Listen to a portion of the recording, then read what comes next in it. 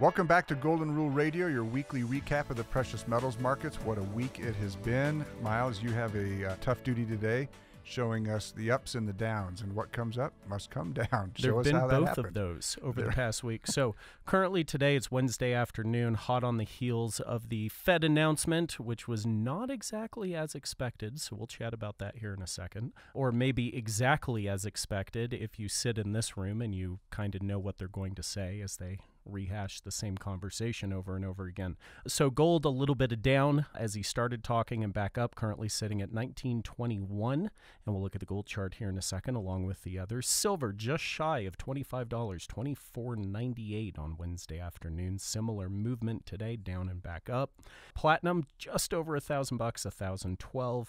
And palladium just shy of 2,500, sitting at 24.85.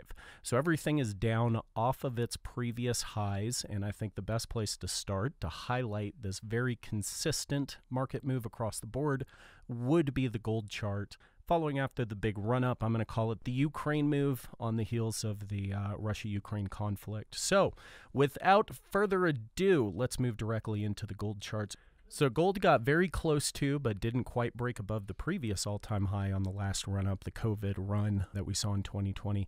We've had a pretty significant pullback in this, what I would argue to be a pretty clear bullish breakout of the previous sideways trading. And I know Tori's eyes are gleaming at the moment because I just said the word bull and breakout in the same sentence. Yeah, but again, what goes up must come down. When we see that big of a separation from moving averages and it goes that parabolic, it's cause for hesitation with me, right? Of course. Like, wait a minute. From what high do we end up retracing?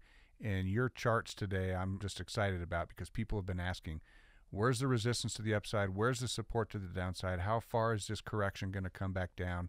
And that's where you come in because you drew some charts for our company here in the last week that have just been picture perfect. So lay them out. Right, my proprietary inner office charts, which I make available to everybody on the planet, so not very proprietary. Yeah, so if you start with that December bottom I just mentioned, 1765, we run all the way up to almost 2070. I think we hit like 2069, so just a little bit shy of the previous all-time highs. We've come back 50%.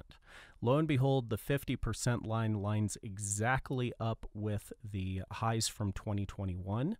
Back at the end of May, beginning of June, at around 1925, 1920, and that's about where we're sitting right now, around 1920. So could we see gold continue to trail down from here, maybe a slight pause here and some continued downward movement? Of course we could. The 200-day moving average is still way below us. We've done a whole lot of up in a very short period of time.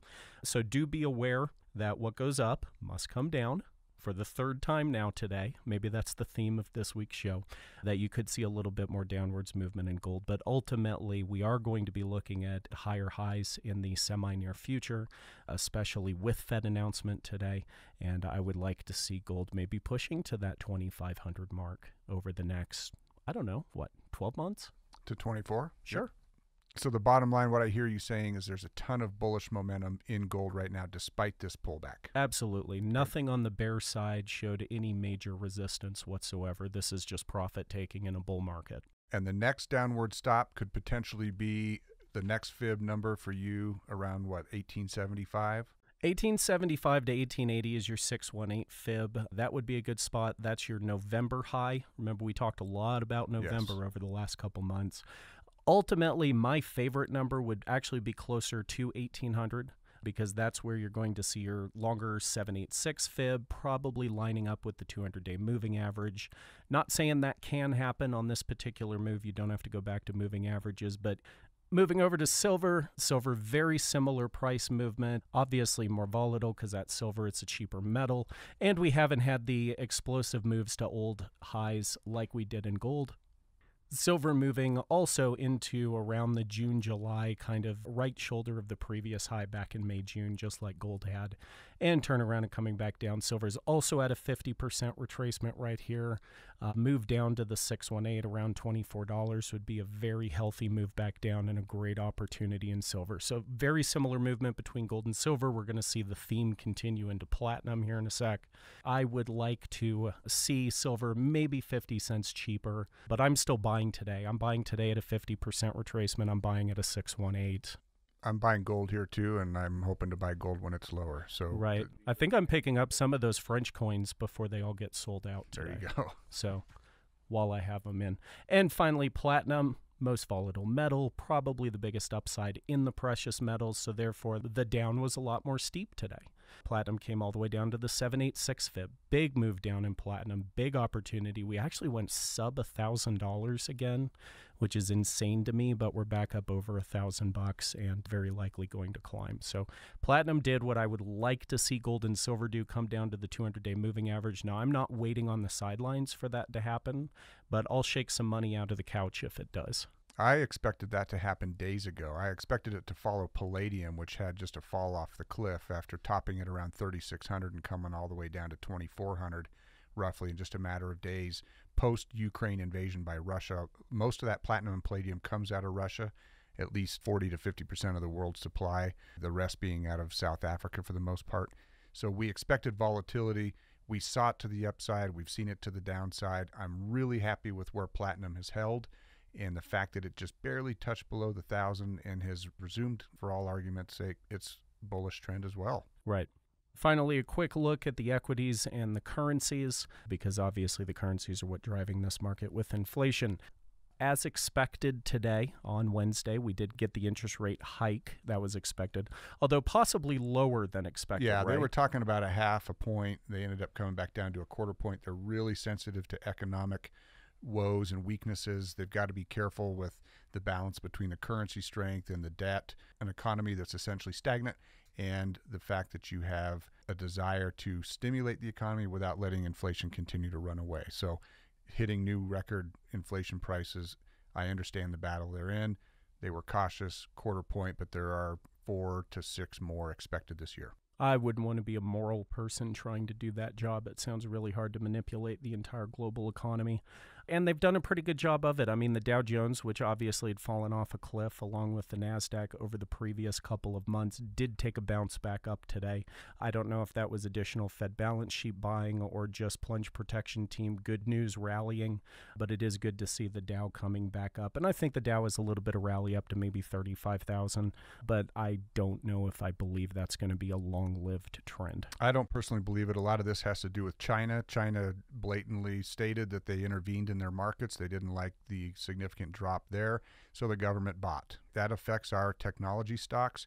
The NASDAQ up 3% yesterday, up 3.7% today. That's the China intervention effect. It's got nothing to do with the U.S. markets per se, especially when you see a quarter point rate hike. But that was sort of priced in, and now we'll see where things go from here. But certainly it appears they have a lot to overcome. And finally, the U.S. dollar takes a little bit of a dive here, despite the raised interest rates.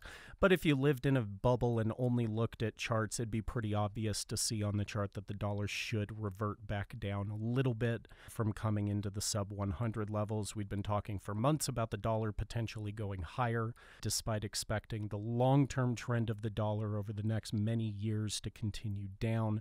And it came right into a right shoulder, nice compression zone back in middle of 2020, came right into that, failed double top, and looks like it's turning back down. So I'd actually expect the dollar to continue down here short term, even though interest rates are up, even though treasuries are going to look a little more enticing, because 3 months from now, interest rates may be up again. And that's going to make today's treasuries not look as good as tomorrow's. That's right. Yeah, that 10-year Treasury yield crossed 2.13, first time in a long time. That rate hike today was the first rate hike since 2018. You're living economic history right now, so it's pretty fascinating to watch it all play out in the middle of geopolitical turmoil. And we've talked about that and expected it for a year on this show as things sort of get uglier. But you also had PPI for March in the U.S. increased a record 10% year over year as expected. And the CPI, 8.4% year over year. So again, that inflation number continues to climb. Look at those underlying fundamentals. Again, to use Miles' point, those economic numbers are going to push gold and silver and platinum into a certain direction to a certain point. The certain points are easy to predict than the timing of those points. So be assured here, be encouraged, add to your ounces, and don't get discouraged if we do see it continue to come down. We are still in a bull market, and gold and silver are more validated than they've been since we've started this show. Pigs get fed, hogs get slaughtered, Tori, and I ain't no hog. So I'm not ringing the bell on gold entries during a bull market. I'm buying at every potential level that I can afford to do so at. And if the price goes down, that's just dollar cost averaging in. And I think a couple years from now, you're not even going to remember if you paid $50 too much or too little. So that's our advice going into precious metals. If you'd like a little bit of personalized advice about your own precious metals account, I'd highly recommend giving one of the advisors at McIlvaney ICA a call to discuss your personal precious metals portfolio. We can be reached at 800-525-9556. If you liked what you heard, hit the subscribe button, ring the bell. You can find more info on Twitter at ICA Gold or Facebook at McIlvaney Financial. Thanks for listening and have a great week.